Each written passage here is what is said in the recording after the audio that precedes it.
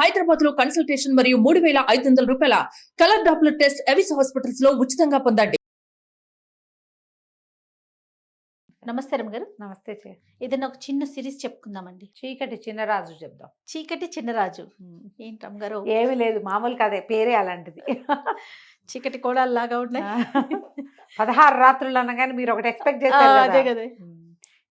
భలే సిరీస్ రమగారు అవి. 16 రాత్రులు, అపూర్వ చింతామణి, సూపర్ అవి. ఒక ఊపు ఊపేసినాయి. ఎవరెవరు చూడలేదో వాళ్ళందరూ మళ్ళీ చూడండి. అవును, ఖచ్చితంగా కొత్తగా వచ్చిన వాళ్ళంతా కూడా ఆడియన్స్ డెఫినెట్ గా చూడాలండి. సరే, చీకటి చిన్నరాజు ఎవడు వాడు, ఏమిటి కథ? పూర్వం కళ్యాణి రాజ్యానికి ధర్మపాలుడు అని ఒక రాజుగారు ఉండేవాడు. ఆయన భార్య మణిమాల. చాలా కాలం సంతానం లేదట. అయితే ఒకనాడు ఈయన వేటకెళ్తే కొంచెము వేట ప్రోగ్రాం అంతా హడావిడిగా ముగుస్తూ ఉండగా ఈయన కొంచెం పక్కకి వెళ్ళిపోయాడు సైన్యం నుంచి. మామూలుగా వేటకి వాటికి ఎట్లా వెళ్తారు, గుంపు ఉంటారు రాజుగారి వెనక. దేన్నో చూసి వేట తమకం. వేట ఏంటంటే అది ఒక పిచ్చ కింద ఉంటుంది అనమాట. ఏదైనా కనపడింది అనుకో దాని వెనకాల పరిగెడతారు. వెనకాల ఎవరైనా వస్తున్నారు రావట్లేదు చూసుకోరు. అవును, అది చూసుకొని తనంతో ఈయన ఎక్కడికో వెళ్ళిపోయాడు అడవి మధ్యలోకి. వెళ్ళిపోతే ఈ అడవి మధ్యలో ఇంకా పులి దాడి చేసేసింది ఈయన మీదకి, వెనక్కి తిరిగేసింది. ఆ సమయంలో ఏమైంది, ఈయన బాణం వదిలేసరికల్లా ఈయనకంటే ముందే ఇంకో బాణం తగిలింది ఆ పులికి. అది ఎవరా అని చూస్తే దూరంగా ఒక చోట నిలబడి ఉన్న ఒక ధానుష్కుడు ఒకడు బాణం వేస్తూ కనపడ్డాడు. సరే వెళ్ళి చూసేసరికల్లా ఆమె ఒక స్త్రీ, రాజుగారి ప్రాణాలు కాపాడింది. ఆవిడ సౌందర్యవతి, యవ్వనవతి, బాగుంటుంది. రాజుగారు ఎవరు ఏమిటి అని కనుక్కుంటే అక్కడున్న శంబర రాజ్యానికి రాకుమార్తెని, మా అన్నయ్య మేము వేటకు వచ్చాం, నేను కొంచెం యువతలకు వచ్చాను, మా వాళ్ళు వెనకాల ఉన్నారు, మీ ఇది కనపడింది, మీరు పులిని తరుముకుంటూ వచ్చారు, పులి మీ మీదకి దూకపోతుందని బాణం వేశాను అని చెప్పింది. అమ్మాయి పేరు సుమరేఖ. ఆవిడ అన్నయ్య రాజవర్మ. ఈయన ఆవిడ సౌందర్యానికి పడిపోయాడు. ఓకే, ఆమెను వివాహం చేసుకుంటానని అడిగాడు. అడిగేసరికల్లా ఈవిడేమంది, ఇట్లా కనపడంగానే పెళ్లి చేసేసుకుంటారా అంటే, కాదు నేను వివాహితుడినే, నేను రాజు ఇంకో 2-3 పెళ్ళిళ్ళు చేసుకోవచ్చు, నువ్వు నా ప్రాణాలు కాపాడావు, నీ సౌందర్యము నాకు నచ్చిందని ఆవిడ్ని తీసుకొచ్చాడు. తనతో పాటు తీసుకొచ్చి పెళ్లి చేసుకున్నాడు. ఆ కాలంలో ఇది మామూలే కాబట్టి రాణిగారు ఏమనలా. ఓకే, చాలా కాలం సంతానం లేరు, ఈవిడికి పిల్లలు పుడతారని ఊహించారు. ఈవిడ ఒక మాధవని ఒక మనిషిని అరేంజ్ చేసుకుంది. క్రమంగా పెత్తనం అంతా చేజెక్కించుకుంది బాగా. మణిమాలాదేవి ప్రశాంతంగా నిశ్శబ్దంగా ఉండేది. ఇంతలో ఒక కొత్త వార్త వచ్చింది. ఏమిటంటే ఇంతకాలం పిల్లలు లేని మణిమాలాదేవి గర్భవతి అయింది అని. ఇప్పుడు వీళ్ళకి తట్టింది, ఈ సుమరేఖకి ఆమె అన్నయ్యకి. ఇప్పుడు రాణిగారికి అంగరంగ వైభవంగా సీమంతం చేస్తారు. పొద్దున ఆవిడ కుమారుడు పుడితే వాడు రాజు అవుతాడు. అంతే. ఇప్పుడు రాజుగారి ప్రేయసే సుమరేఖ, ప్రియ భార్య కానీ ఉత్తరాధికారి కాదు. ప్రజలు ఒప్పుకోరు. రాజు ఇంకా మరి ఇప్పటిదాకా గర్భవతి కానీ సడన్గా సంతానం అనేసరికి సంతానం మీద వ్యామోహం ఎవరికైనా ఉంటుంది. రాజ్యానికి ఉత్తరాధికారి. దాంతో వీళ్ళకి ఏమనిపించింది, ఎలాగైనా ఈవిడ్ని తప్పించాలని ఏం చేశారు, ఆ సైన్యాధిపతి, అతని పేరు ఏదో సమరపాలుడు లేదా సమర భూపతి అనుకుందాం, ఈయన ధర్మపాలుడు కదా, ఆ సమర భూపతికి ఒక ఉత్తరం వచ్చింది. ఏమని, మణిమాలాదేవి రాసింది, రాజుగారి ప్రవర్తన బాగుండలేదు, ఎక్కువగా ఆయన సుమరేఖతో గడుపుతున్నారు, మరి సుమరేఖ పరిస్థితి కూడా ఏదో, ఆ అమ్మాయి చాలా పెత్తనాలు అవి చెలాయిస్తుంది, ఒకసారి రండి మీతో మాట్లాడాలి అని రాణిగారు రాసినట్టు ఒక ఉత్తరం రాయించారు. ఉత్తరం చదువుకున్నటువంటి సమరవర్మ వచ్చాడు ఇక్కడికి, అంతఃపురానికి వచ్చాడు. ఈ ఉత్తరం పంపించే రోజుల్లోనే ఈవిడ రాజుగారికి చెప్పింది, ఏమిటో ఆవిడ గర్భవతి అని అదని, ఇన్నాళ్ళు కలగని సంతానం ఇవాళ ఎలా కలిగింది, మీరేమో ఎక్కువగా ఇక్కడ స్పెండ్ చేస్తున్నారు, అప్పుడప్పుడునే వెళ్తున్నారు ఆవిడ దగ్గరికి. ఆవిడ మీద కొన్ని మాటలు పుట్టినాయి. నా చెలికత్తెలు చాలామంది, నువ్వు ఎవరితోటి మాట్లాడావు మగవాళ్ళతో, మీ తోడుకోడలు అందరితోటి మాట్లాడుతుందని నాకు చెప్తున్నారు, సైన్యాధికారితోటి ఈవిడికి సంబంధం ఉందని రాజుకి హింట్ ఇచ్చింది. నేను నిరూపిస్తా, వీళ్ళిద్దరూ కలిసి ఉన్నప్పుడు నీకు నిరూపిస్తానని చెప్పింది. రాజు కొంచెం కాస్త ఆలోచిస్తున్నాడు, అవునా కాదా, ఇంతకాలం నుంచి కలుసున్నా, ఆవిడ చిన్నప్పుడే పెళ్ళయింది, ఆవిడ ఎప్పుడు అలాంటిది కాదు, ఇట్లా ఎందుకు వచ్చింది, ఈయనకి ఏమనిపిస్తుంది, నేను సుమరేఖతో ఎక్కువ గడుపుతున్నా, అందుకని ఈవిడేమైనా కొత్త వేషం వేస్తుందేమో అనిపించింది. ఈ ఉత్తరం చూసుకున్నటువంటి సమరవర్మ గారు వచ్చాడు. వచ్చి వాకిట్లో నుంచి లోపలికి అంతఃపురంలోకి ప్రవేశించాడు. సైన్యాధిపతి వచ్చాడు అనగానే మరి సహజంగా ఆయన ఎందుకు వచ్చాడో అని ఆవిడ లేచి వచ్చింది. వీళ్ళిద్దరూ ఓ గదిలోకి చేరేసరికల్లా రాజుగారు వచ్చేసారు. ఎవరెవరా ఇంత పని చేస్తావా, వీడిని బంధించండి అన్నారు. సైన్యాధిపతిని బంధించేశారు. రాణి గారిని చెడదిట్టాడు. ఆవిడ తెల్లపోయింది. ఇప్పుడే ఉత్తరం వచ్చింది, ఇప్పుడే అతను వచ్చాడు, ఉత్తరం కాదు ఇప్పుడే అతను వచ్చాడు, అతను ఎందుకు వచ్చాడో కూడా నాకు తెలీదు, ఇప్పటిదాకా ఏనాడు అతను వచ్చినవాడు కాదు, నువ్వు లేనప్పుడు నేను ఆయన కలవలేదు అని ఎంత చెప్పినా ఆయన వినిపించుకోలేదు. అతను ఉత్తరం చూపించడానికేమో ఉత్తరం లాగేసుకున్నారు అతని దగ్గర నుంచి. నేను ఉత్తరం చూసి వచ్చాను అని చెప్పినా కూడా రాణి గారిని అడిగితే నేనేం ఉత్తరం రాయలేదంటుంది. అతనేమో ఉత్తరం చూసి వచ్చానంటాడు. దాంతో అతన్ని బంధించారు, ఊరేశారు ఒక్క రోజులో.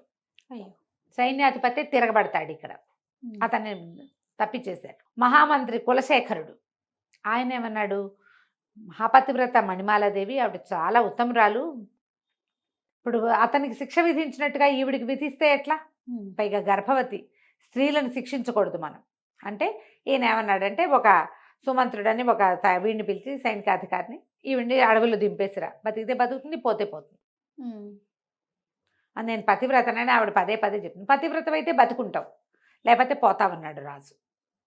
ఈ సుమంత్రుడి దగ్గర గుర్రం ఎక్కించి పంపించేశారు. ఏం చేస్తుంది, గుర్రబండి ఎక్కించేశారు. వెళ్ళిపోతే అడవి మధ్యలోకి తీసుకెళ్ళి, కథ కూడా ఈ అడవి మధ్యలోకి వెళ్ళటం అదే మొదలు పెడతారనమాట. నేను తర్వాత కథ అంతా ముందు చెప్తున్నాను.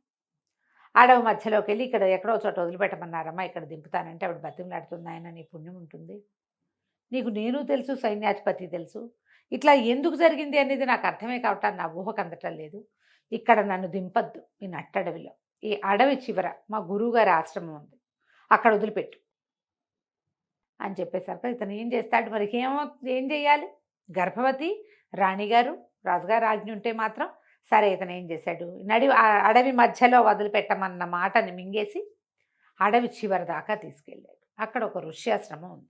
పోనీలే సరే, ఆ ఋష్యాశ్రమం వెళ్ళి తలుపు కొట్టేసరికల్లా ఆ తలుపు తీసి ఆయన నిర్ఘంటపోయాడు. ఇదేమిటమ్మా మణిమాలాదేవి నువ్వు వచ్చావు ఏమిటంటే, ఆవిడ పరమ దుఃఖంతో, నేను వెళ్ళగొట్టబడ్డాను, నా చరిత్రకే కళంకం వచ్చింది, గర్భవతిని, అక్కడ ఇంకా సంతానం కలుగుతుందో లేదో తెలీదు, రాజ్యానికి ఉత్తరాధికారి శిశువు, నాకు ఏం చేయాలో తెలియక మీ దగ్గరకు వచ్చానని చెప్తాను. ఈ సుమంత్రుడికి నేను చెప్తాను, నేను ఇక్కడ వదిలిపెట్టి వెళ్ళిపో అని చెప్పి బండిని వెనక్కి పంపిస్తారు. ఈవిడ పరమ దుఃఖంతో రాజుగా ఆయనకి చెప్తున్నాడు. ఆయన పారాయణ స్వామి ఆయన పేరు.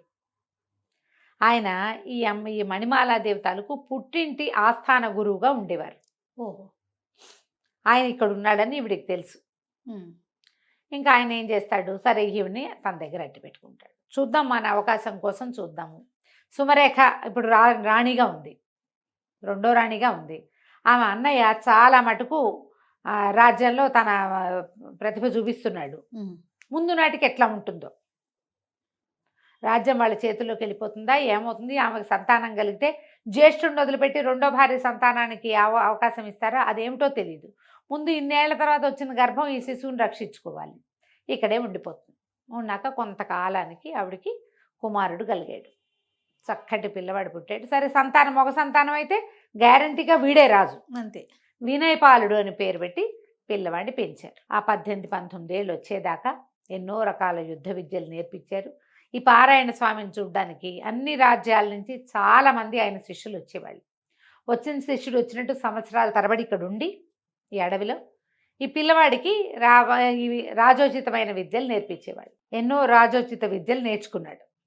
నేర్చుకుని 18 నుండి 19వ ఏడు వచ్చాక, అంటే మన ప్రకారం మైనారిటీ వెళ్ళిపోయాక, అక్కడ కూడా రాజ్యంలో 19వ ఏట ప్రజల్లోకి పంపటము, 20వ ఏట రాజును చేయటము వాళ్ళ పద్ధతి. 18 నిండాక ఊళ్ళల్లో తిరగడానికి పంపించేవాళ్ళు రాజకుమారులని. వాళ్ళు అన్ని ఊళ్ళు తిరిగి దేశంలో ఎలాంటి పరిస్థితులు ఉన్నాయి, ప్రజలు ఎలా ఉన్నారు ఏమిటి, మన తర్వాత మన రాజ్యం తాలూకు సరిహద్దులు ఏమిటి, అలా సరిహద్దుల దాకా వెళ్ళి చూడడం ఆ కాలపు ఆచారం. ఆచారం ప్రకారం ఈ కుర్రవాడికి విషయం అంతా చెప్పారు.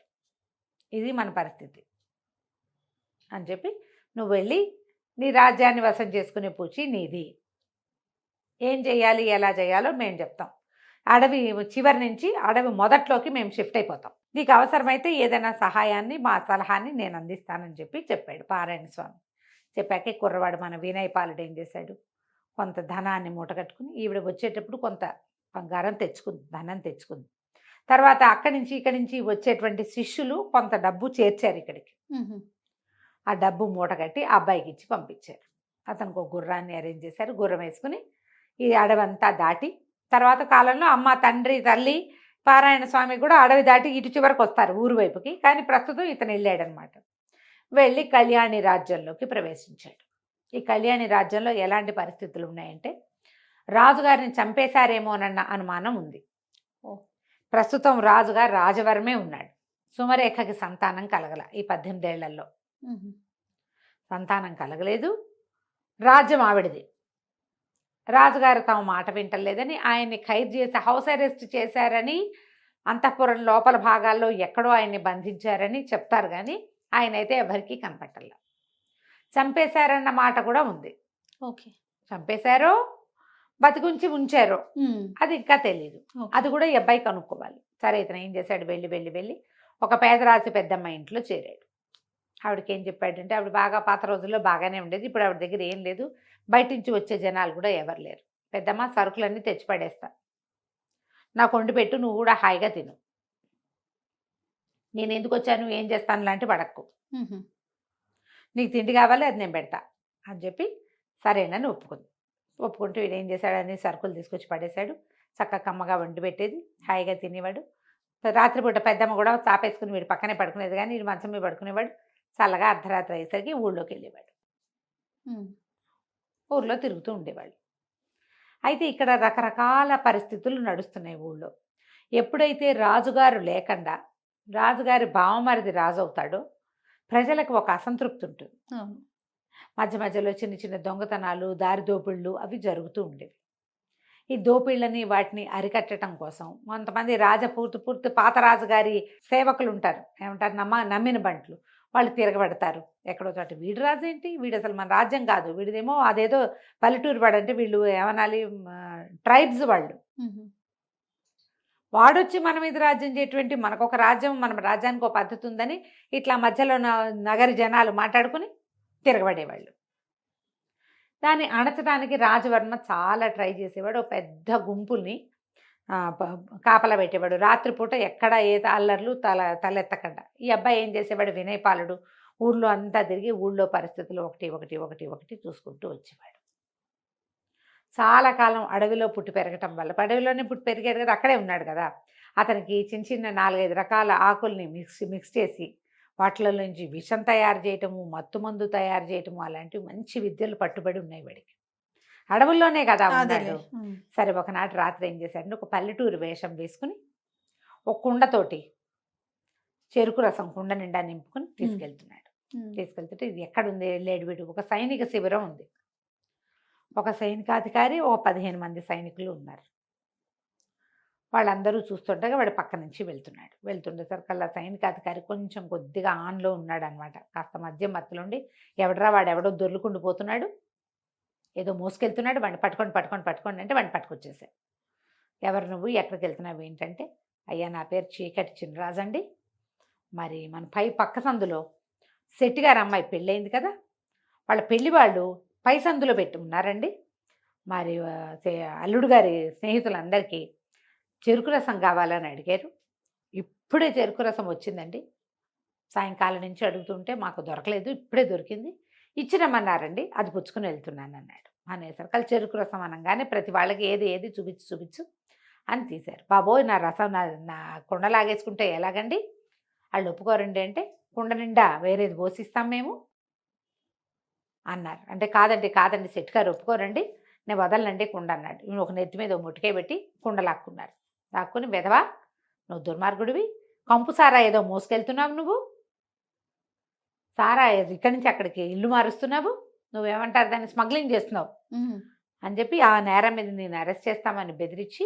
అందరూ తలా ఒక గ్లాసు పుచ్చుకున్నారు.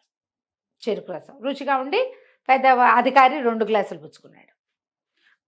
కుండ ఖాళీ అయిపోయింది, అంత బాగా అది ఖాళీ అయిపోయింది. ఖాళీ అయిపోతే దాని నిండా కంపు సారా పోసి పెట్టండి, వీడు అది పట్టుకెళ్తున్నాడు రాసేద్దాం, వీడు తెచ్చిన జ్యూస్ అంతా తాగేశారు, కంపు సారా పోయమన్నారు, అందులో కంపు కొడుతున్న ఒక పాతకాలపు పులిసిపోయిన సారా పోసేయమన్నారు. ఆ సారా తెచ్చి పోసే లోపలే తెచ్చేవాడు పడిపోయాడు మొదట. టకా టకా టకా చాప చుట్టల్లాగా 15 మంది సైనికులు బిళ్ళబీటుగా పడిపోయారు. అందరికంటే అధికంగా సేవించిన అధికారి గారు కుర్చీలో కూర్చోవాడు అదే పాళంగా పడ్డాడు. కుర్రాడు ఏం చేశాడు, మొత్తం అందరికీ టకా బట్టలు వదిలేసాడు, బట్టలన్నీ మూటకట్టేశాడు. అక్కడి నుంచి పడితే వచ్చేటప్పుడు ఇది పెద్ద బానక అక్కడ చిన్న బాక్స్ లాంటిది భుజాలు చేతుకున్న సంచిలో తెచ్చాడు. అందులో ఏంది కాటిక మసి వీళ్ళందరి మొహాలకి పులిమేశాడు. అందరూ లాగులతోటే ఉన్నారు, ఏం లేవు, బట్టలకి అక్కడే ఉండి వేసుకుంటారు. బట్టలన్నీ మూట కట్టేసి అందరికీ చేతులు వెనక్కి పెట్టి కట్టేశాడు. ఆడ కూలబెట్టి అందరినీ లైన్గా కూర్చోబెట్టి వెళ్ళిపోయాడు. ఆ మత్తులో ఎవరేం చేస్తున్నారో వాళ్ళకి ఏం తెలీదు. వాళ్ళు ఏం చేశాడు, వెనకాల ప్రతి వాళ్ళకి మసితోటి చీకటి చిన్నరాజు అని రాశాడు, వెళ్ళిపోయాడు. ఈ బట్టల మూట మోసుకుంటూ వెళ్తుంటే ఏమనుకుంటారు, చాకళ్ళు వెళ్తున్నారు అనుకుంటారు. అక్కడ ఒకళ్ళిద్దరు సైనికులు కనపడ్డారు, కానీ బట్టలు మోసుకెళ్ళేవాడిని ఏమంటారు, తెల్లవారుజామున చెరువులకు మోసుకెళ్ళే వాళ్ళు ఎవరో పట్టుకుపోతున్నారు అనుకున్నారు. బట్టలన్నీ తీసుకెళ్ళిపోయి పేదరాశి పెద్ద ఇంట్లో దాచేసి పడుకున్నాడు వీడు మాట్లాడకుండా. తెల్లారేసరికి చేరిపోయాడు. పొద్దున్న లేచేస్తే ఏముంది, వీళ్ళు ఇంకా మత్తులో దోగుతున్నారు. కాస్తా కోస్తా స్పృహ వచ్చి చూసుకుంటే ఒంటి మీద బట్టలు ఉన్నట్లేవు, ఏమిటో చేతులు కట్టేసి ఉన్నట్టున్నాయి, అయోమయంగా ఉంది వాళ్ళకి. జనాలు ఒకళ్ళు చేరిపోయారు. పొద్దుటిపూట కొడకాళ్ళు బుడ్డాళ్ళు వాళ్ళు వీళ్ళు చేరతారా, వాళ్ళందరూ కేరింతలు కొట్టారు, ఎవరో ఉన్నారు మసిపూసున్నారు, వీళ్ళు మొహాలు గుర్తుపట్టేలాగా లేవు, నగలు తీసేశాడు, అందరికీ నెత్తి మీద స్థిరస్థానాలన్నీ తీసుకెళ్ళి ఒక మూల బారేశాడు, అక్కడేదో మురుగుంటుంటే అందులో బారేశాడు. బట్టలు లేవు, బూచిపాతరాయిళ్ళుగా ఉన్నారు ఇంచుమించుగా, అందరు దిశమొల్లలతో ఉన్నట్టే, ఏవో చిన్న వస్త్రాలు, లోపల వేసుకునేవి ఎంత ఉంటాయి. అక్కడి నుంచి జనం అంతా చేరారు. కొంత నోట్లో కొన్నేమో వాళ్ళ శిరస్త్రాన్ని మెళ్ళలో వేసుకుని మఫ్లర్ లాంటివి నోట్లో కుక్కేశాడు. మూలేదా ఆలేదు, నోటి నుంచి మాటలు రావట్లేదు, వాళ్ళకి ఏదో తెలుస్తోంది కానీ తెలియటం లేదు. అక్కడి నుంచి జనం అంతా చేరారు, గందరగోళం. సైనిక శిబిరం ఇది, వాళ్ళేనో కాదో తెలీదు, దగ్గరికి వెళ్తే ఏమవుతుందో తెలీదు. జనాలంతా చేరారు. ఈ లోపల ఒకళ్ళు ఇద్దరు తొందరపడి కాస్త ముందుకెళ్తుంటే ఇక్కడ నుంచున్నాడు కాబట్టి ఓబోయ్ ఇంకా నయం అందులోకి వెళ్ళావంటే నువ్వు ఏమవుతుంది, దీన్ని ట్యాంపర్ చేసినట్టు అవుతుంది సాక్ష్యాలని. అదొకటి, వీళ్ళు నీ మీద పడతాంతారేమో తెలీదు, అసలు వాళ్ళు ఎవరో తెలీదు. రాజభట్లు వచ్చేదాకా వీళ్ళని ముట్టుకోకూడదు, ఇక్కడి నుంచి ఖబరు అందించాలా. లేనిపోంది వాళ్ళ జోలికి వెళ్ళామంటే నీ నెత్తి మీదకి వస్తుంది, నిన్ను ఉరికంబానికి ఎక్కిస్తారు, నువ్వే చేసావంటారు అనేసరికి ఆ ముందుకెళ్ళిన ఉత్సాహవంతుడు కూడా వెనక్కి వచ్చేసాడు. జనం అంతా చేరిపోయారు. ఈ లోపల రాజస్థానానికి కబురు వెళ్ళింది, ఇక్కడ సైనిక శిబిరంలో కొంతమంది కట్టేసి ఉన్నారని, వాళ్ళ మొహాలు నిండా మసిందని, ఒంటి మీద గుడ్డలు లేవని, సైనికులు లేరని, వీళ్ళే సైనికులేమోనని అనుమానంగా ఉందని. ఈ మొత్తం మీద ఏం చేశారు, సరే ఇంకొంతమంది వచ్చి ఆ నోట్లోంచి గుడ్డలు లాగితే వీళ్ళే బేరమన్నారు. వీళ్ళని ఎట్లా తీసుకెళ్లాలో తెలియలే. సరే ఆయన అన్నాడు, ఎలా ఉన్న వాళ్ళని అలా తీసుకొచ్చేసేయండి అన్నాడు. ఇక చేతులు కాళ్ళు కట్టేస్తున్న జనం అందరినీ సభలోకి ప్రవేశపెట్టారు. పెడితే ఏముంది, గోచిపాతరాయిళ్ళు, మొహాల నిండా ఒంటి నిండా మసి, వీపుల మీదేమో చీకటి చిన్నరాజు రాస్తుంది అని రాసేసి ఉంది. ఇక దాంతో నేను అన్నాడు, ఎవరో చేశారు ఇది కావాలని. ఏం తాగారు అనేది వీళ్ళు చెప్పలేకపోయారు. వీళ్ళు ఏం చేశారు, ఎవడో ఒకడు ఏదో తెచ్చాడు, అవి తాగామని చెప్పల. వాడెవడో ఒక పల్లెటూరు వాడు వచ్చాడని, తమ మొహాల మీద ఏదో విసిరాడని, దానివల్ల తమ స్పృహ తప్పి పడిపోయామని వాడిది చేశాడని చెప్పారు. వాడు చెరుకు రసం తెచ్చాడు, మేము తాగాము, వాడిని మ్యాన్పులేట్ చేద్దాం అనుకున్నాం, వాడు మమ్మల్ని మ్యాన్పులేట్ చేశాడు. అలా నిజాలు ఎవరు చెప్తారు? అదే కదా, ఎవడో ఒక పల్లెటూరి వాడు అన్నది మాత్రం జనంలోకి వెళ్ళింది. పల్లెటూరు వేషంలో ఉన్నాడు వాడు. అక్కడి నుంచి ఈయన అన్నాడు, సరే కాపలా పెంచండి, పల్లెటూరు వేషాల్లో పై ఊళ్ళ నుంచి వచ్చిన వాడు ఎవరైనా ఉన్నారేమో కనుక్కోండి, ఏ సత్రాల్లో మనుషులు ఎవరు దిగారో చూడండి అన్నారు.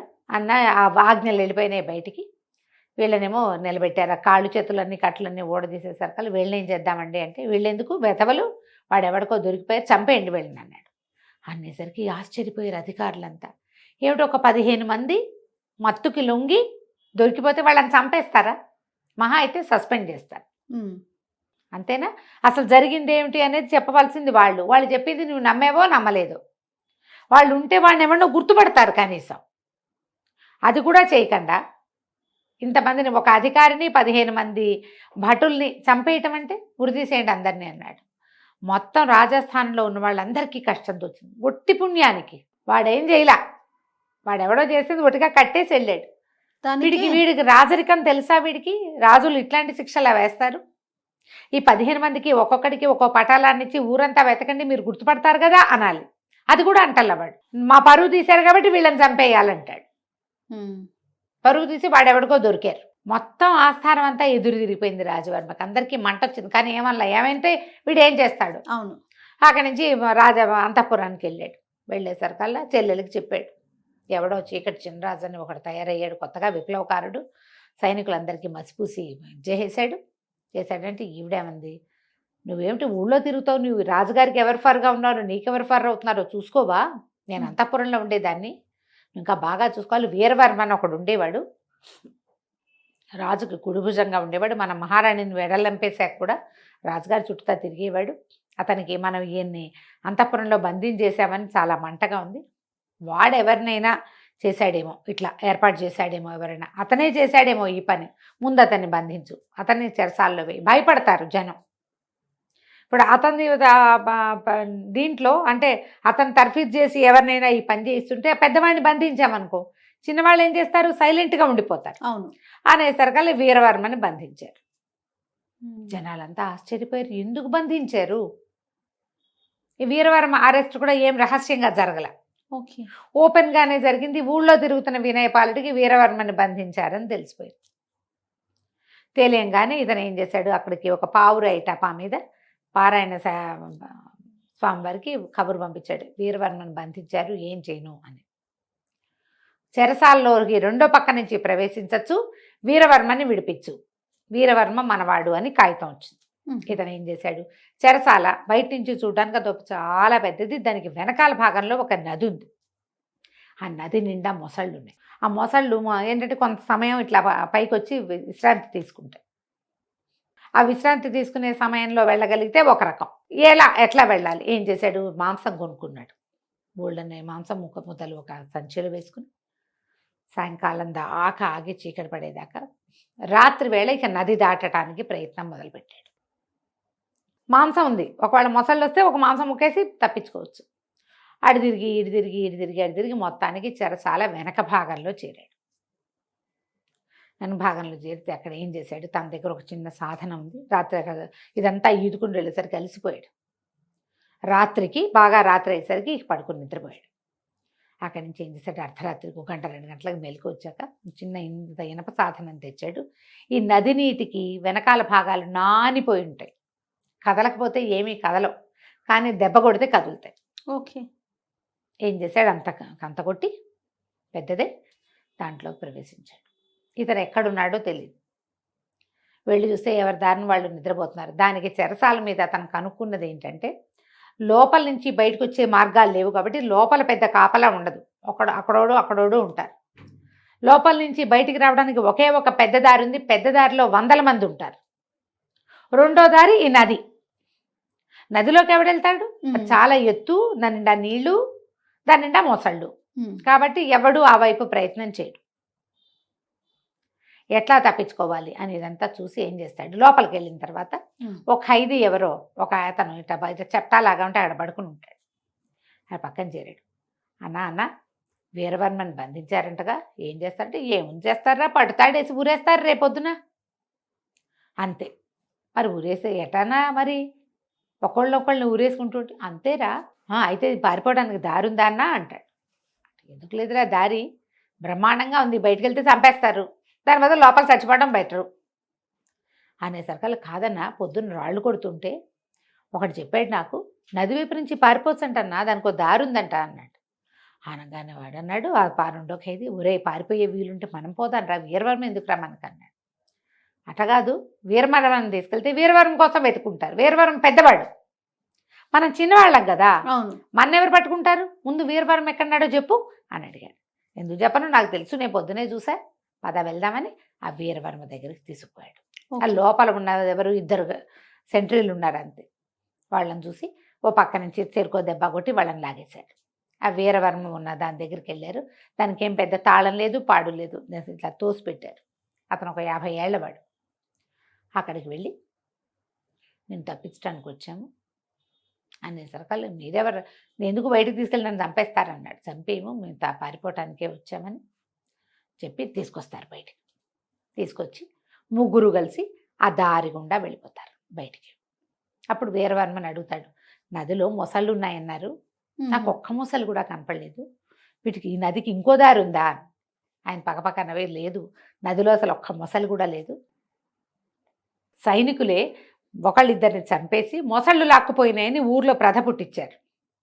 మొసళ్ళు లేవని తెలిస్తే ఎవడో ఒకడు ప్రాణాలకు తెగించి వచ్చేస్తాడు. మొసళ్ళు ఉన్నాయంటే రారు కదా, అందుకని భయపడతారుగా. అందుకని మేమేరు చేసిన ఏర్పాటే, రాజుగారు చేసిన ఏర్పాటే ఇది. మొసళ్ళు ఏమీ లేవంటే ఈదుకుంటూ ముగ్గురు బయటికి వెళ్ళిపోయారు. తెల్లవారుజాముకి వీళ్ళు దాటేటప్పుడు, కంతలోంచి దాటేటప్పుడు ఏం చేశారు, వాళ్ళు మొదట పెట్టిన కంత ఎంత, మన చీకటి చిన్నరాజు రావడానికి వినయపాలుడు వచ్చే కంత, ముగ్గురు వెళ్ళటం కోసం చుట్టూతా అంచులన్నీ పగలగొట్టారు. తెల్లవారుజామునే ఒకడెవడో బాత్రూమ్కి వెళ్ళటం కోసం లేచి, అప్పుడు కొంచెం వెన్నెల బాగా ఉంది, వెలుగు, ఎండాకాలపు దగ్గర రోజులు, తొందరగా వెలుతురు వచ్చేసి ఆ కంత కనపడింది వాడికి. కనపడ్డం ఏమిటి, సెంట్రీల కోసం చూస్తే లోపల ఉన్న సెంట్రీలు చాలా తక్కువ మంది ఉన్నారు సైనికులు. వీడు ఒకళ్ళు అందరినీ లేపొచ్చేసి, అరే ఇటు నుంచి పారిపోవచ్చురా, నదిలో పడిపోతే పోతాం, పోని మొసళ్ళు ఉన్నాయి, ఒకళ్ళనో ఇద్దరినో లాక్కుపోతాయి, మిగిలిన వాళ్ళంతా బతికేస్తాం కదా అని చెప్పేసి మొత్తం లోపల ఉన్న ఖైదీలా అందరూ బయటకు వచ్చేసారు. వీరవర్మే బయటకు వచ్చిన సంగతి తెలీదు, ఖైదీలందరూ పోయారు కదా, అంతా బయటకు వచ్చేసారు. వీళ్ళు ఇదంతా ఈదుకుంటూ అడవి దారి పట్టారు. అతనికి ఈ కుర్రాన్ని చూసినప్పటి నుంచే అనుమానంగా ఉంది, వీళ్ళు ఎక్కడో చూసినట్టుంది పిల్లాన్ని అని. అక్కడికి తీసుకెళ్ళాడు, అడవికి తీసుకెళ్తే అడవి మొదటి విభాగంలోనే పారాయణ స్వామివారు చిన్న కుటీరం నిర్మించుకుని మణిమాలాదేవితో సహా అక్కడే ఉన్నాడు.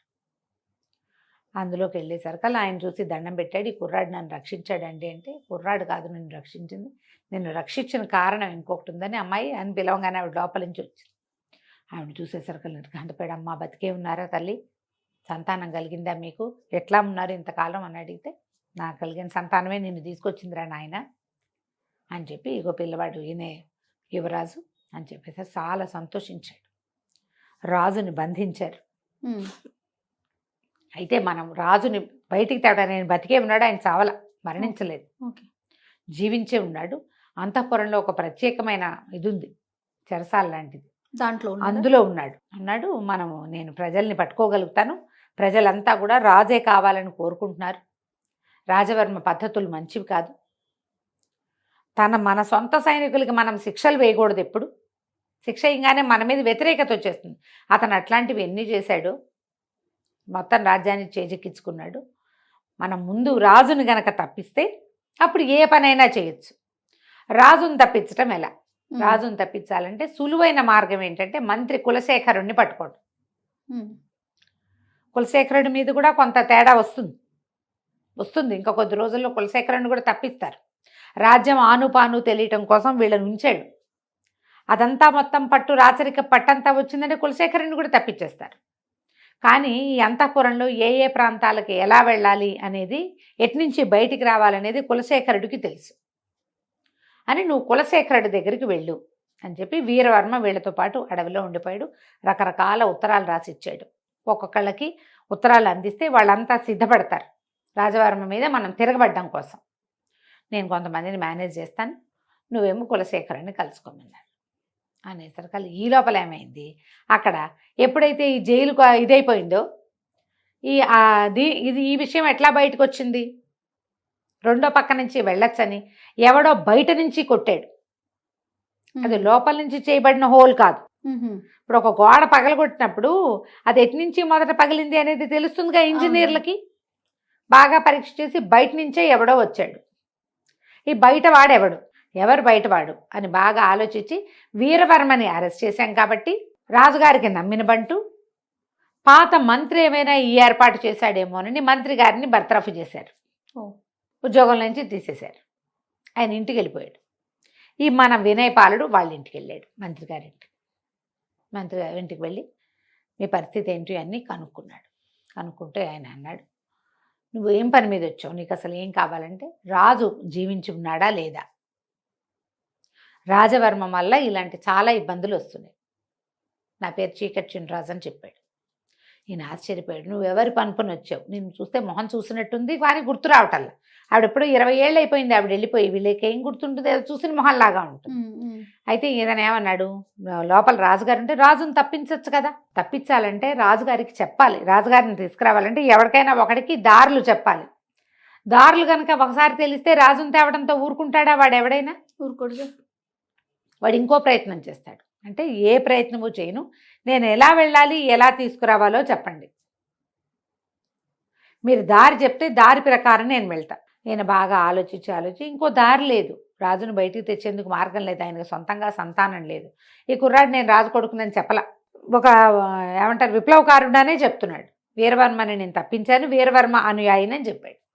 నీ దగ్గరికి వీరవర్మే పంపించాడు. వీరవర్మ తప్పించుకున్నాడు. ఇదంతా తెలిసింది కథే కదా. అందుకని ఈయనేం చెప్పాడంటే దీనికి ఒక మార్గం ఉంది. ఈ అంతఃపురంలోకి రోజు విడిచి రోజు నీళ్లు వదిలిపెడతారు నదిలోంచి. అక్కడ ఒక పెద్ద ఇనప గేట్ ఉంటుంది.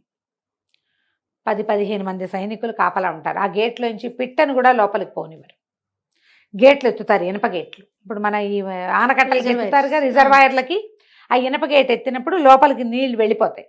లోపల ఒక కొలను, తర్వాత వంట ఇంటి అవసరాలకి మొత్తం కావాల్సిన నీరంతా లోపలికి వెళ్ళి అవి నిండిపోగానే దారి మూసేస్తారు. రోజు విడిచి రోజు లేదా 2 రోజులకు ఒకసారి. ఆ దారి నుంచి చేపను కూడా రానివ్వరు. జల్లెళ్ళు ఉంటాయి, జల్లెడ ఉంటుంది, మనుషులు ఉంటారు. అదొక్కటే దారి లోపలికి వెళ్ళటానికి.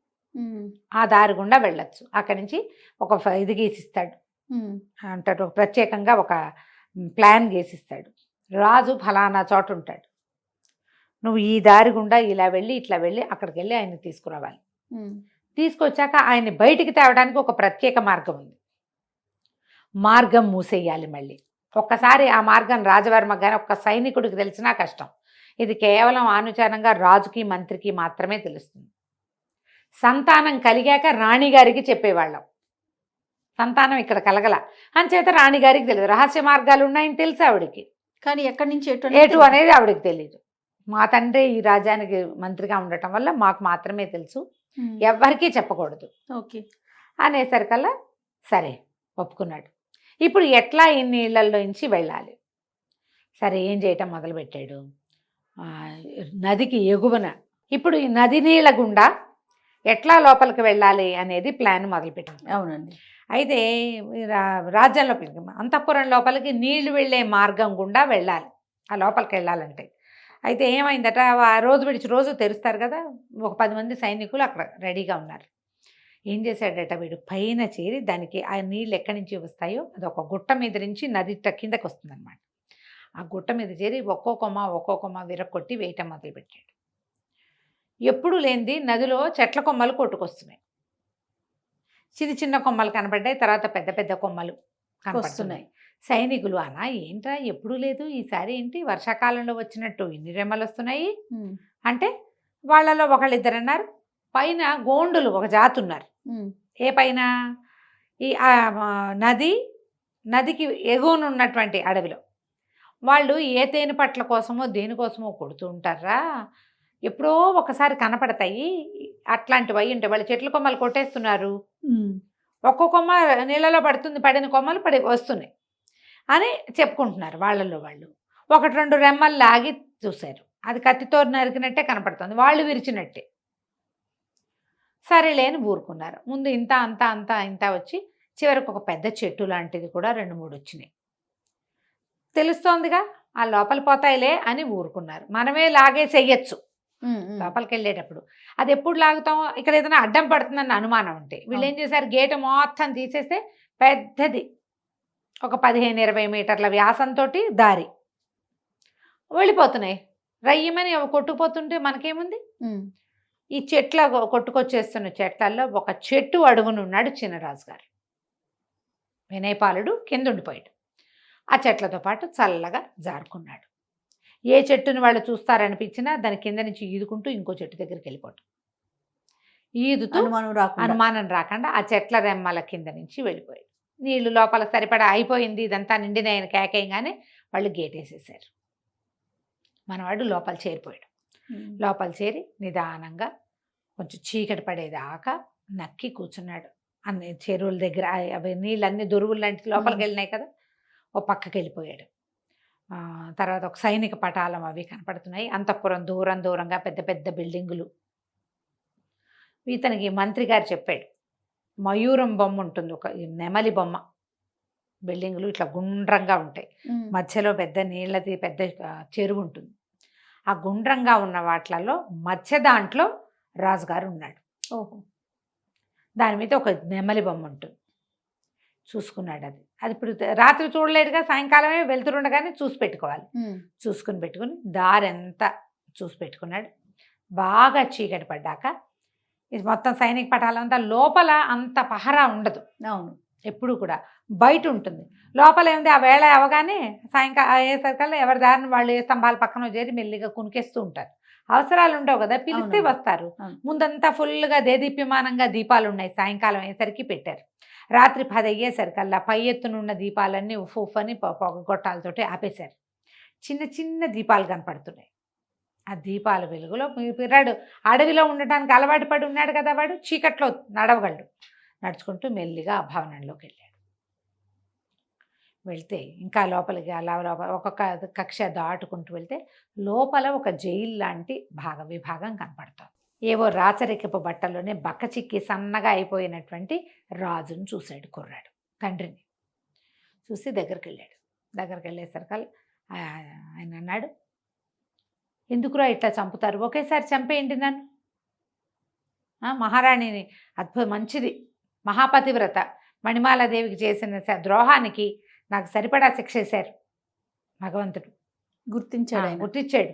నన్ను చంపేసేయండి ఒకేసారి అంటే తన కుర్రాడు అన్నాడు, అబ్బాయి చంపేయటానికి కాదండి, మిమ్మల్ని తప్పించడానికి వచ్చాను అన్నాడు. అనేసరికి ఆయన ఒప్పుకోలే. నన్నేటా తప్పిస్తావు నువ్వు? తప్పిస్తామని బయటికి తీసుకెళ్ళి చంపేయడానికి ఎత్తేసాడా రాజవర్మ?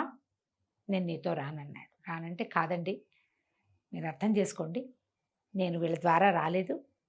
వీరసేనుడు మీ నమ్మిన బంటు అతన్ని బంధించారు, అతన్ని నేను విడిపించాను.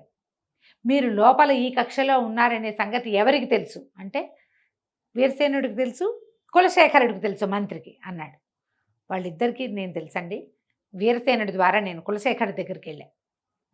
కులశేఖరుడు చెప్పాడు మిమ్మల్ని తప్పించడానికి మార్గం, మీరు ఇక్కడ ఉంటారని చెప్పాడు.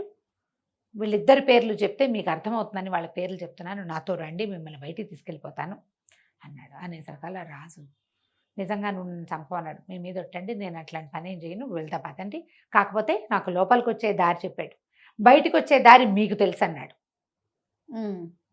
అదొక రహస్య ద్వారం ఉంది, మీరు అడవిలోని గుహల్లోకి వెళ్తారు, ఆ ద్వారాన్ని తెరవండి, మనం అక్కడికి వెళ్దామన్నాడు. అనేసరికి రాజు ఒప్పుకోలే.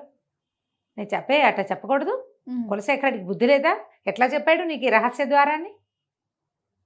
అది కేవలం రాజుకి మంత్రికి యువరాజుకి తెలియచ్చు, నువ్వెవడివో నీకు తెలియటానికి వీల్లేదు. అనేసరికల్లా నేను మిమ్మల్ని తప్పించలేనండి, మరి మీరు లోపల ఉన్నారు, నేను లోపలికి వచ్చా, బయటికి వెళ్ళే మార్గం లేదు, నాకు బయటికి వెళ్ళే మార్గం తెలీదు, అది మీరు చెప్తారని కులశేఖరుడు నన్ను నమ్మించి పంపించాడు. అనేసరికి చాలాసేపు బతిమలాడి వాదోపవాదాలు అయ్యాక ఆయన ఒప్పుకున్నాడు. ఒప్పుకొని ఏం చేశాడు, ఈ భవనంలోంచి బయటికి వెళ్ళేందుకు ఆయనకు అనుజ్ఞ లేదు. ఇప్పుడు ఇట్లా గుండ్రంగా ఉన్న భవనాల్లోంచి ఆ మధ్య దాంట్లోంచి వచ్చాడు కదా, నెమలి పింఛన్లో మిడిల్లోంచి వచ్చాడు. ఆ మిడిల్లోంచి వచ్చి ఎక్కడి నుంచి నీళ్ళు వస్తాయో దానికి పక్కగా ఉన్నటువంటి ఒక గోడ దగ్గరికి తీసుకెళ్ళి ఆ గోడ దగ్గర కొన్ని రాళ్ళు ఇలా పేర్చి తమాషాగా ఉంది, ఈ రాళ్ళన్నీ తీయన్నాడు. ఆయన ఓపిక లేదు, బక్కచిక్కిపోయి కూడా ఉన్నాడు, ఆహారం తక్కువ, పైగా బెంగతోటి ఉన్నాడు కదా. కుర్రాడు రాళ్ళన్నీ తీసేసరికి అక్కడ చిన్న ఇత్తడి మీట లాంటిది ఉంది. ఆ పొడి పని కదిపేసరికి ఆయన అన్నాడు, ఒకవేళ ఇట్లా కనుక మనం చేస్తే వాళ్ళు ఎవరైనా పసిగెట్టారంటే అందులోకి వచ్చేస్తారంటే, కాదు రాదు, నేను మొత్తం అన్నీ సరిచేసి వస్తానన్నాడు. ఆ పొడి పని నొక్కేసరికల్లా ఆ గోడ పూర్తిగా ఓపెన్ అయిపోయింది. సరే అందులోకి ప్రవేశించాక ఈయన అన్నాడు, ఇది రాళ్ళన్నీ యథాతథంగా మూసేసేయాలి నువ్వంటే. వీడు లోపల వైపు ఉండి బయట రాళ్ళని ఒకటి లాక్కుంటూ అన్ని పూర్వం ఎట్లా ఉందో అట్లా పేర్చేసాడు. చీకటిగా ఉన్న ఆ దారిలో ఈ రాజుగారిని వేసుకుని నడవటం మొదలుపెట్టాడు. నడవగా అది ఎవ్వరు మనుష్య సంచారం ఉన్న దారి కాదు, ఒక గుహ లాంటిది. ఓకే. వెళ్ళగా అది నది పక్క నుంచి ఉందన్నమాట. వెళ్ళేసరికల్లా అడవి లోపలికి వెళ్ళారు. ఇంకా పెద్ద పైకి వెళ్తే ఒక కొండ శిఖరం లాంటిది వచ్చింది. ఆ కొండ మీదకి ఎక్కించాడు. అక్కడ ఒక పెద్ద గుహ ఉంది. ఆ గుహలో వీరసేనుడు కులశేఖరుడు ఇద్దరు ఉన్నారు. రాజు ఆశ్చర్యపోయాడు, ఇద్దరిని కావలించుకున్నాడు. ఇది ఎట్లా జరిగింది, ఎట్లా రాగలిగారు, నన్ను ఎట్లా తప్పించారు? ఈ అబ్బాయి ఏం చేశాడు, ఆయన అక్కడికి ప్రవేశపెట్టి తన దారిని తను వెళ్ళిపోయాడు. రాజును వాళ్ళు లోపల తీసుకుపోయారు. అక్కడ తెల్లవారేశారు కల్లా ఈయన ఉన్నాడు కదా వీళ్ళ గురువు గారు, వీళ్ళు ఒకళ్ళనొకళ్ళు మాట్లాడుకున్నాక తెల్లవారేశారు కల్లా పారాయణ స్వామి, వీళ్ళకి ఈ మన మణిమాలాదేవిని కాపాడిన గురువుగారు ఆయన ప్రచండుడని, అప్పుడు దొంగ ఒకడు వచ్చాడు కదా వీరసేనుడితో పాటు వచ్చాడు కదా, అతను దొంగ నిజానికి బద్దిపోటు. కానీ ఈ రాజుగారి దీనివల్ల రాజకుమారుడే తనని తప్పించడం వల్ల అతను మీతో పాటే ఉంటాను, ఈ విప్లవం సృష్టించడానికి విప్లవాన్ని సాధించాలంటే నేను కూడా మీతో ఉంటానన్నాడు. ఈ పారాయణ స్వామి వారితో కలిసి ఆ ప్రచండు కూడా వచ్చాడు. మహారాజును చూసి దండాలు పెట్టారు. అప్పుడు ఈయన ఏమన్నాడంటే, మనం విప్లవం తప్పకుండా సాధించాల్సిందే, నా వల్ల చాలా పొరపాటు జరిగింది, మణిమాల ఏమైపోయిందో తెలీదు, ఈ సుమరేఖని ఆశ్రయించుకుని వచ్చిన రాజవర్మేమో మన రాజ్యాన్ని నిర్దేశించాడు ఈయన చెప్పాడు వీరసేనుడు. మహారాజా అంతేకాదండి, ఎక్కడైనా ఏదైనా పొరపాటు అయితే ముందు సైనికుల్ని శిక్షిస్తాడు, ఏదైనా ప్రజల్ని పీడిస్తున్నారు వాళ్ళు, సైనికుల్ని శిక్షిస్తాడు, అతను సరైన వాడు కాదు, వీళ్ళని దింపాలి, ఎట్లా చెయ్యాలి ఇది. ఇప్పుడు వీళ్ళకి ఇక్కడ ఉన్నది ఎవరు, మంత్రి, వీరసేనుడు, ప్రచండు, పారాయణ స్వామి, రాజు, ఐదుగురు ఉన్నారు. ఈ ఐదుగురిలో వీరసేనుడినేమో అరెస్ట్ చేశారు, ప్రచండు ఏనాడో అరెస్ట్ అయ్యాడు. వీళ్ళు ప్రజల్లోకి వెళ్ళి జనాల్ని కూడగట్టడం అది వాళ్ళ వల్ల అయ్యే పని కాదు, టైం పడుతుంది. అవును. కులశేఖరుడు కూడా ఉద్యోగం ఊడిపోయింది. రాజు జీవించలేడన్న అనుమానం ఊళ్ళో ఉంది. జనాన్ని కూడగట్టాలంటే పబ్లిక్లోకి వెళ్ళాలి కదా.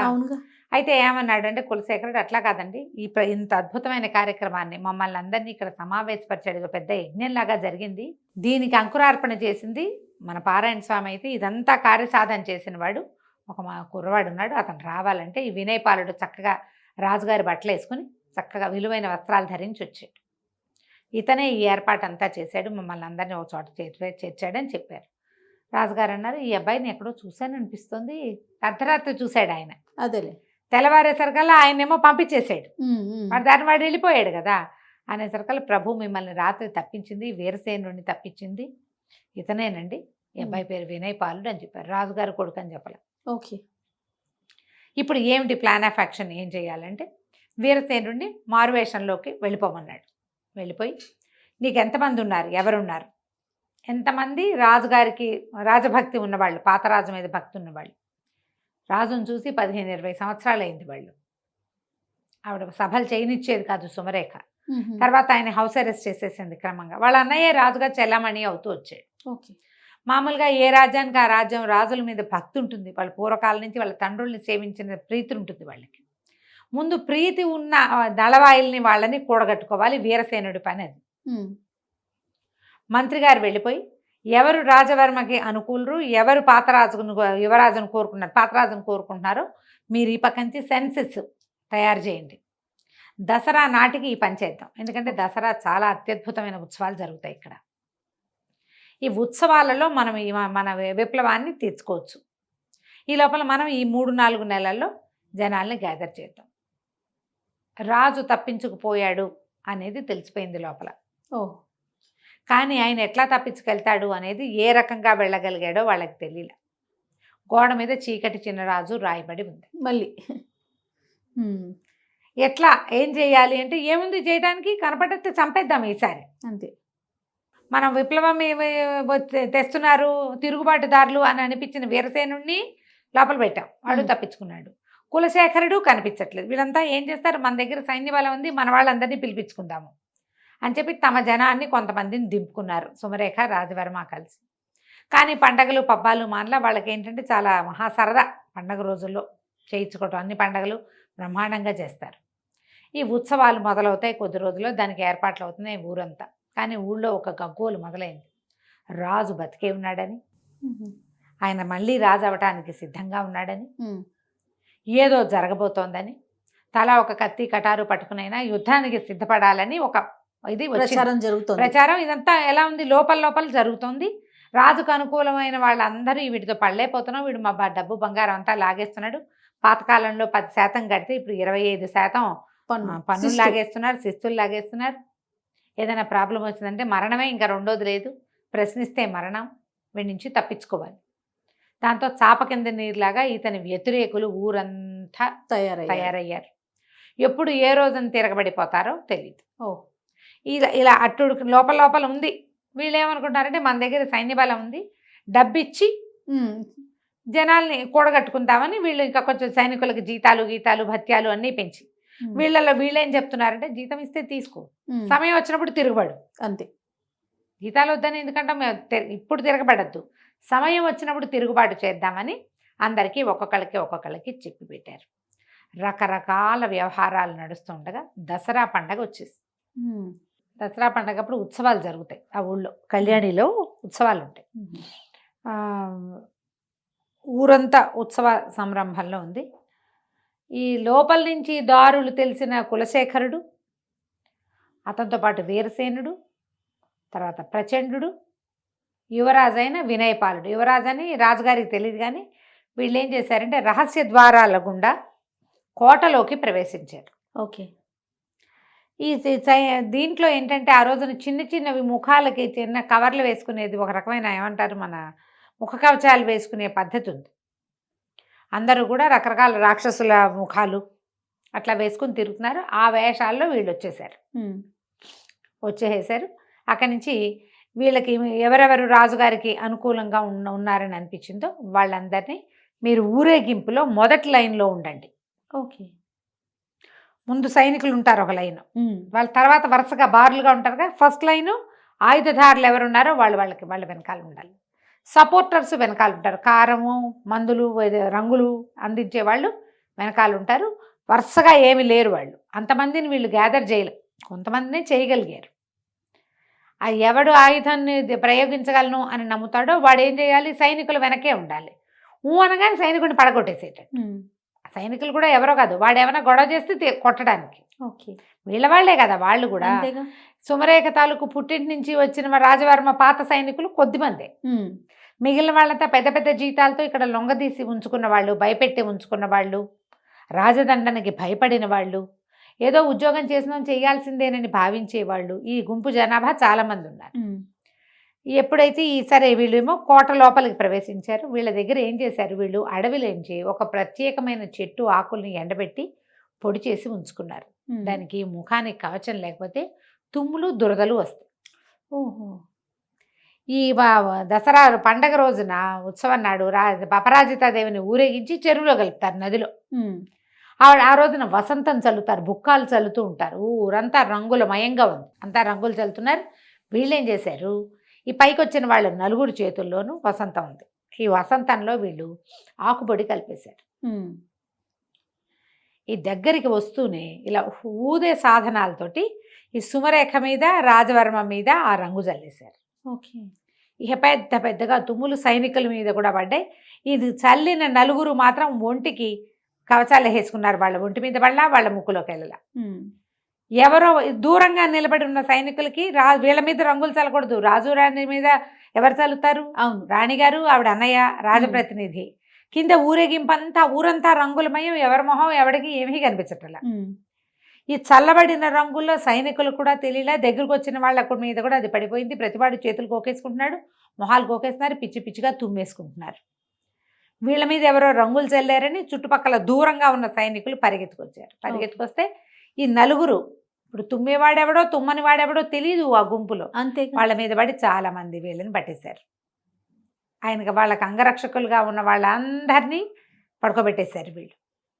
ఇంకా ఊళ్ళో ఊరేగింపు నడుస్తుంటే ఒక్కొక్క చోట అగో పైన సుమరేఖని రాజవర్మని పట్టేశారని. కానీ సైనికుల్లో కొందరు తిరగబడంగానే ఈ వెనకాల ఉండేలు బద్దలు అట్టడి చిన్న చిన్న సాధనాలు కూడా పట్టుకున్న వాళ్ళు కూడా సైనికుల మీద తిరగబడిపోయి అందినవాడు అందినట్టు ఒక్కొక్క సైనికుడిని పెడరెక్కలు విరిచి కట్టిపారేశారు. ఓకే. ఒక్కడు వరే వదలంటా నేను మీ వాడినే అన్నవాడిని వదిలేశారు, గింజుకున్న వాడిని కట్టేశారు. ఊరేగింపు ఆగి అమ్మవారిని చెరువు దగ్గరికి పెట్టేశారు కల్లా 70% సైనికులకి తాళ్లే ఉన్నాయి. జనాలే మోసపోతున్నారు ఊరేగింపుని. అమ్మవారిని పూజారులు వాళ్ళు వీళ్ళు చెరువులోకి దింపేశారు. నదిలోకి దింపేసి వెనక్కి తిరిగి వస్తూ ఏం చేశారు, ఇంక ఈ సందడి ఏమి ఉండదు, ఎవరి దారిని వాళ్ళు ఇళ్ళకి వెళ్ళిపోతారు కదా. వీళ్ళల్లో చిన్న చిన్న గుంపులుగా ఏర్పడి తాళ్ళు కట్టేసిన సైనికులను ఈడ్చుకొచ్చారు కొంతమంది. దేవాలయపు వ్యవహారం అంతా ముగిసిపోయింది, వాళ్ళ దారిని వాళ్ళు వెళ్ళిపోయారు. వీళ్ళందరినీ సభాభవనం దగ్గరికి, కోట గోడ దగ్గర గుమ్మం దగ్గరికి లాక్కొచ్చేసారు. లాక్కొస్తే కొంతమంది ఒక్కొక్కడు వరే బుద్ధి గడ్డి తిన్నారా నాయన, ఎవరు దొరికారు, మనకి యువరాజు దొరికాడా, మహారాజు దొరికాడా, దేనివల్ల ఇదంతా చేస్తున్నారా, ఈ గలభా ఎందుకురా అంటే మహారాజే ఆయన తప్పించుకున్నాడు అనగానే కొంతమంది తాళ్ళోడు వేసుకున్నారు స్వతంత్రంగా. ఓకే. ఒక ఇంతలో పెద్ద కొమ్ము బూర మోగింది, కోట వశమైపోయింది అని రాజుగారు ప్రవేశించాడు. అన్ని సంవత్సరాల తర్వాత రాజు నా కోట కోడ మీద చూస్తుంటే సంతోషించారు. ఆయన గడ్డం మీసని నెరిసిపోయినాయి, తలకాయ ముగ్గుబుట్టు అయిపోయింది, ఉంగిపోయాడు మనిషి. మరి 20 సంవత్సరాలు అయిపోలా, పిల్లలు కూడా లేటుగా పుట్టాడు ఆ పిల్లాడు, 50 దాటిపోయినాయి. ఓకే. అందరూ కేకలు పెట్టారు, సంతోషించారు. అక్కడి నుంచి అంతా సభాభవనం మొత్తం తెరిచేశారు, అన్ని గేట్లు లోపలికి ప్రవేశపెట్టారు. సుమరేఖను కూడా పట్టేశారు. ఆవిడ మొత్తం రాజుగారి పూర్వోత్తరపు నగలన్నీ వేసుకుని తయారైంది ఊరేగింపు చూడడానికి. నగలన్నీ ఒలిపించి తీసుకొచ్చేసారు. సుమరేఖని రాజవర్మని ఇద్దరిని పట్టుకొచ్చాక ఈవిడ్ని అడవిలో వదిలిపెట్టేయండి కట్టుబట్టలతోటి, రాజవర్మని వధించండి. ఇక వాళ్ళకేం ఆసరా లేదు. ఎవరెవరు సైన్యాన్ని తెచ్చుకున్నారో వాళ్ళందరినీ ఊచకోత కోసేశారు. అవతల నుంచి వచ్చారు కదా, వాళ్ళలో కొంతమందిని వదిలిపెట్టా, యువరాణితో యువరాణితో వెళ్ళిపోతారని వదిలిపెట్టా, వాళ్ళు మళ్ళీ తిరుగుబాటు చేయొచ్చు. వాళ్ళలో కొంతమంది తిరగబడ్డప్పుడే కొట్టేశారు. అంతేగా, పడుకున్న వాళ్ళు పడుకున్నారు, చచ్చిపోయిన వాళ్ళు చచ్చిపోయారు. అందరినీ పట్టేసుకున్నారు. అప్పుడు ఈ మొత్తం జనం అంతా చేరారు. ఆయన చెప్పాడు, నా పొరపాటు వల్ల, సౌందర్యం పట్ల వ్యామోహం వల్ల నేను సుమరేఖకి లొంగిపోయాను. ఆమె చెప్పిన మాట విన్నాను. అన్యాయంగా గర్భవతి అయిన మణిమాలాదేవిని పంపించేశాను. ఆమె జీవించిందో, ఎవరన్నా చిరంజీవి జన్మించాడో లేదో కూడా మనకు తెలియదు. అత్యంత విశ్వాసపాత్రుడైన సైన్యాధిపతినేమో ఉరిదించాము. ఆ తర్వాత ఇంకా నాకు కూడా జీవితేచ్చిపోయింది. ఒక అనాసక్తి మొదలయ్యాక వీళ్ళు నన్ను అందులో బంధించేశారు. రాజ్యంలో మా తాత ముత్తాతల నుంచి వస్తున్నటువంటి సిస్టమ్ని కూడా వీళ్ళు మార్చేశారు. వాళ్ళ ఊళ్ళలో ఏం చేస్తారో అదే చేశారు. అదే ఇక ఈ పొరపాటు జరగదు. కానీ మణిమాల ఎక్కడుందో తెలిస్తే బాగుంటుందంటే వీళ్ళు మహామంత్రి చెప్పాడు, మణిమాలదేవి ఎక్కడుంటుంది ప్రభు, అంతఃపురంలోనే ఉంది, పదండి అని తీసుకెళ్తే ఇక ఆశ్చర్యపోయాడు భార్యను చూసి ఆయన. ఆవిడ పెద్దదయ్యింది, మరి భార్యను కావలించుకున్నాడు, చాలా సంతోషించాడు. సంతానం కలిగింది, అమ్మాయి పుట్టింది, అబ్బాయి పుట్టాడు అని అడిగితే అప్పుడు వినయపాలుడిని ప్రవేశపెట్టారు. మిమ్మల్ని తప్పించినవాడు, ఈ రాజ్యానికి మళ్ళీ మిమ్మల్ని రాజుగారు రప్పించినవాడు మీ కుమారుడే. పారాయణ స్వామి వారు ఇది చేయగలిగారు. అడవిలో ఆ చివరున్న ఆయన దగ్గరికి అప్పుడు మొట్టమొదట సుమంత్రుడు ఈవిని తీసుకెళ్ళాడు కదా, అతను చెప్పాడు, నేనే పారాయణ స్వామి వారి ఆశ్రమంలో దింపాను. చిరంజీవి అక్కడే పెద్దవాడయ్యాడు, నేను 4-5 సార్లు వెళ్ళి చూశాను, ఆయనే అన్ని విద్యలు నేర్పించారు. ఆ సుమంత్రుడు కూడా వచ్చి కొన్ని విద్యలు, రాజుగారు అంగరక్షకుడు కదా అతను, ఆ రథం తోలే అతను కూడా కొన్ని విద్యలు నేర్పించాడు అని చెప్పారు. చెప్పాక ఇంకేముంది, ఇక వెంటనే ఈయన తనని మళ్ళీ రాజుని చేసినందుకు పెద్ద ఉత్సవం చేసి కొడుకుని యువరాజుని చేస్తూ చుట్టుపక్కల రాజ్యాల వాళ్ళందరినీ పిలిచాడు. ఓకే. పిలిచేసరికల్లా వాళ్ళలో బోళ్ళంతమంది, మా అమ్మాయిని ఇస్తాం, మీ అబ్బాయి 20 ఏళ్ల వాడు, వివాహయోగ్యమైన వయసే కదా, యువరాజు అయ్యాడు, రేపెప్పుడో మహారాజు అవుతాడు, పైగా ఇంత ప్రబంధాన్ని నడపగలిగిన వాడు రాజ్యాన్ని నడపలేడు, మా పిల్లని ఇస్తామంటే మా పిల్లని ఇస్తామని, కోట్లు కట్నం ఇస్తామని, అర్ధరాజ్యం ఇస్తామన్న వాళ్ళు కొంతమంది, మొత్తం రాజ్యం ఇచ్చేస్తామన్న వాళ్ళు కొంతమంది. ఈ ఊళ్ళో కూడా కళ్యాణిలో కూడా బ్రహ్మాండమైన కోటీశ్వర్లు వాళ్ళు, పెద్ద పెద్ద ఆస్తులు ఉన్న వాళ్ళు కూడా మా పిల్లని కూడా చేసుకోండి అని వాళ్ళు కోటాను కానుకలు పెడతామని. ఈ మొత్తం వీళ్ళంతా ఇన్ని పెళ్లి సంబంధాలు 15-20 ఇచ్చేసరికల్లా రాజుగారు అన్నాడు, వీళ్ళలో ఒక అమ్మాయిని సెలెక్ట్ చేసుకోను, నీకు వీళ్ళతో వివాహం చేస్తాను అమ్మాయితో. అంటే ఇతను అన్నాడు, అట్లా కాదు, మామూలుగా వర పరీక్ష ఉంటుంది, నేను వధూ పరీక్ష చేస్తాను. పౌర్ణమి నాటికి రాజకుమార్తెలందరినీ, ఎవరెవరిని నా కోసం వివాహం కోసం మీరు అడుగుతున్నారో వాళ్ళందరినీ రాజభవనంలో ప్రవేశపెట్టండి, వాళ్ళల్లో ఒక అమ్మాయిని నేను సెలెక్ట్ చేసుకుంటాను అన్నాడు. ఆశ్చర్యపోయారు అందరూ. ఇప్పటిదాకా ఏమిటి మన వీళ్ళకి తెలిసింది, స్వయంవరం అంతే, రాజకుమార్తె వరించటం. ఎప్పుడు యువరాజులు వరిస్తామంటారు. యువరాజు వరించడం అంటే ఏ ఫోటోనో చూసి, ఎక్కడైనా రోడ్డు మీద చూసి వరించడాలే కానీ ఇట్లా 15 మందిలో నేను ఒకరిని సెలెక్ట్ చేసుకుంటాను అనేది ఆ రోజుల్లో లేదు సిస్టమ్. అవును. అయితే ఒకళ్ళిద్దరు రాజులు ఏమన్నారంటే దానికేముంది, ఇప్పుడు ఇదేం సిస్టమ్ ప్రకారం జరిగింది, 20 ఏళ్ళ నుంచి ఆ అడవిలో ఉన్న పిల్లాడి వాళ్ళు యువరాజు అవలా, అతని పద్ధతి ఏమిటో చూద్దామన్నారు. కొంతమంది సంపన్న గృహస్థులు కూడా దీనికి ఒప్పుకున్నారు. మొత్తం మీద ఒక 20 మంది అమ్మాయిల్ని పంపించారు. ఆ రోజున ఏం చేశారట, పౌర్ణమి నాటి రాత్రి సాయంకాలం ఈ విందు జరిగింది. అతను అప్పుడప్పుడు వస్తున్నాడు కానీ పెద్దగా ఎవరి పట్ల ఆ అబ్బాయి శ్రద్ధ పెడుతున్నట్టు కనపడలే. విందు భోజనం చేస్తున్నప్పుడు మాత్రం అటు ఇటు ఇట్లా వరుసగా కూర్చోబెట్టారట యువరాణులందరినీ బల్లలేసి. వాళ్ళందరూ భోజనాలు చేస్తుంటే 2-3 సార్లు వాళ్ళ మధ్యలో తిరిగాక భోజనం అయిపోయింది, విందు ముగిసింది. వాళ్ళు లేవబోతుంటే ఎవరు లేవకండి కూర్చోండి అన్నాక ఒక్కసారి ఆకులన్నీ చూశాడట. చూసి అవంతి నగర రాజకుమార్తె అవంతికని పెళ్లి చేసుకుంటానని ప్రకటించాడు. మరి చక్కటిది, సరే ప్రకటించేశారు కదా, సరే వివాహం సుసంపన్నమైంది, వివాహం నిశ్చయమైంది, అరిచారు, కేకలు పెట్టారు. అవంతి రాజుగారేమో వచ్చి తాంబూలాలు అవి ఇచ్చాడు, అమ్మాయితో చేతికి దండిచ్చి వేయించారు. అన్నీ అయ్యాక మిగిలిన రాజుల కుటుంబాల్లో ప్రతి వాళ్ళు రాజుగారిని అడిగారట, ఏ విషయం పట్ల ఇతను ఇలాంటి నిర్ణయం తీసుకున్నాడు, ఏం చూసి, ఏం టెస్ట్ పెట్టాడు, వధూ పరీక్ష ఎట్లా చేశాడు. అతను నిన్నటి నుంచి వీళ్ళు ఇక్కడే ఉన్నారు, చతుర్దశి నాడు ఉన్నారు. అతను ఎవరితోటి మాట్లాడలేదు, ఎవరి దగ్గరికి పెద్దగా వెళ్ళలేదు, భోజనాల వేళే వచ్చాడు. ఏం చూసి నిర్ణయించాడో చెప్పమన్నారు. చెప్పమంటే సరే అప్పుడు రాజుగారు అడిగారు, ఈయన ధర్మపాలుడు వినయపాలుడిని అడిగాడట, నువ్వు ఏ విషయం చూసి అంటే ఏ పాయింట్ని వల్ల ఈ అమ్మాయిని భార్యగా ఎన్నుకున్నావు అంటే అప్పుడు అతను చెప్పాడు. ఈ కథ కన్క్లూషన్ అనమాట. అతను అడవిలో పెరిగాడు, ఆహారం యొక్క విలువ చాలా బాగా తెలుసు. అడవిలో భోజనాలు చేసేవాళ్ళు మనకు వల్ల ఇంత వండుకుంటారా, కావాల్సింది వండుకుంటారు. చెట్లకు 100 కాయలు కొయ్యరు, ఒక కాయ కోసం తిని 2-3 కాయలు తిన్న కడుపు నిండాక ఇంకా కాయలు కొయ్యరు. అవునా? అవును. జాగ్రత్తగా ఉంటారు. అన్ని కోసుకొచ్చి ఫ్రిడ్జ్లో పడేసి ఆ పద్ధతి కాదు కదా అసలు. అయితే అతను ఏం చెప్పాడంటే, ఈ మొత్తం వడ్డించిన ఆహారంలో బంగారు రేకులు వేసిన హల్వాలతో పాటు, గులాబీ రేకులతో చేసిన హల్వాలతో పాటు సామాన్యులు తినేటువంటి గంజి, సాధారణ అన్న పాయసం కూడా వడ్డించారు. చాలామంది ఏం చేస్తారంటే ఇష్టం ఉన్నా లేకపోయినా అన్నీ వడ్డించుకుంటారు, పారేస్తారు, ఎక్కువ వదిలిపెట్టేస్తారు, తోసేస్తారు. రుచి చూసి కాస్త ఇంతుంటే అంత బాగుండకపోయినా ఆ కాస్త తినేసేవాళ్ళు కొంతమంది అయితే అది తినరు, ముట్టుకోరు. అసలు ఇది నాకు ఇష్టం లేదని ఉంటుంది ఆకులో, తెచ్చారు కాబట్టి వడ్డిపిస్తారు కానీ తినరు. తర్వాత శుభ్రంగా తినరు. మొహానికి అంటించుకునే వాళ్ళు కొంతమంది తింటుంటే పెద్దవాళ్ళకి అంటుతుంటాయి. అక్కడి నుంచి చెయ్యంతా పూసుకుంటారు ఇంకొంతమంది, చుట్టూతా పోసుకుంటారు ఇంకొంతమంది. శుచి శుభ్రం లేదు, జాగ్రత్త లేదు, మర్యాద లేదు ఆహారం పట్ల. ఇలాంటి వాళ్ళని నేను చూడలేదు, నాకు నచ్చల. అవంతిక తనకు కావాల్సిందే వడ్డించుకుంది. బంగారు రేకులు పైన పరిచిన హల్వా పాయసం తిన్నట్టుగానే గంజిని కూడా రుచి చూసి తీసుకుంది. తన ఆకులో వడ్డించిన ఏ పదార్థమూ ఆమె పారేయలేదు. ఆమె అరిచేతికి అన్నం అంట్ల. అందుకని లేవద్దు అని అన్ని ఆకులు చూశాడు కదా, ఏ పదార్థమూ పారేయలేదు, చుట్టూతా పోసుకోలేదు, ఒంటి మీద పడలేదు. అంటే ఈమెకి జాగ్రత్త, శుచి, శుభ్రత ఉన్నాయి. వడ్డించిన ఆహారం పట్ల భగవంతుడు ఇచ్చిందని ఇది ఉంది, మర్యాద ఉంది, గౌరవం ఉంది. నాకు అది కావాలి. నేను అడవిలో పెరిగాను, ఆహారాన్ని వృధా చేసేవాళ్ళు నాకు నచ్చరు. దొరికింది కదా అని వేసుకోవటం, అక్కర్లేదు కదా అని పారేయటం, ఈ 2 విధానాలు సరైనవి కాదు. ఒక రాణికి ఉండవలసిన లక్షణం అది కాదు.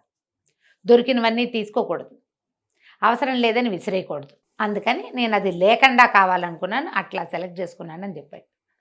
అందరూ ఆశ్చర్యపోయారు రాజులు. కొంతమంది యువరాణులకి తట్టింది, మనం అన్నీ వేసుకున్నాం ఏమీ తినలేదని, కింద మీద పోసుకున్నామని, బట్టల మీద పడిపోయిందని, అన్నీ రుచి చూడలేదని, భగవంతుడు ఇచ్చిన దాని పట్ల మనకు మర్యాద లేదని, యాటిట్యూడ్ అవన్నీ మార్చుకోవాలని, ఇక ముందు ఇలా చేయకూడదని వాళ్ళకు కూడా అర్థమైందట. ఇంత ప్రత్యేకమైన మనస్తత్వము, పద్ధతి ఏర్పడడానికి ఈ దారి వేసినటువంటి ఆయన గురుగారు అందరూ చాలా మెచ్చుకున్నారు. మీ వల్లే ఈ ఇతను యువరాజు ఇంత చక్కటివాడిగా తయారయ్యాడని. తర్వాత వివాహంతో పాటు అబ్బాయిని వినయపాలుణ్ణి రాజును కూడా చేసేసారు. రాజుగారి భార్యతోటి నేను వానప్రస్థం తీసుకుంటా, కానీ నేను అడవిలోకి వెళ్ళను, నా భార్యతో హాయిగా అంతఃపురంలో నేను కాలక్షేపం చేస్తా, రాజ్యం బాధ్యత మీది అని కులశేఖరుణ్ణి మంత్రిగా, వీరసేనుణ్ణి సైన్యాధ్యక్షుడిగా చేసి రాజ్యాన్ని, కళ్యాణి రాజ్యాన్ని వినయపాలుడికి అప్పచెప్పాడు. చీకట్లో చిన్నరాజు సమాప్తం. చాలా బాగుంది రమ్మగారు. నమస్తే. నమస్తే.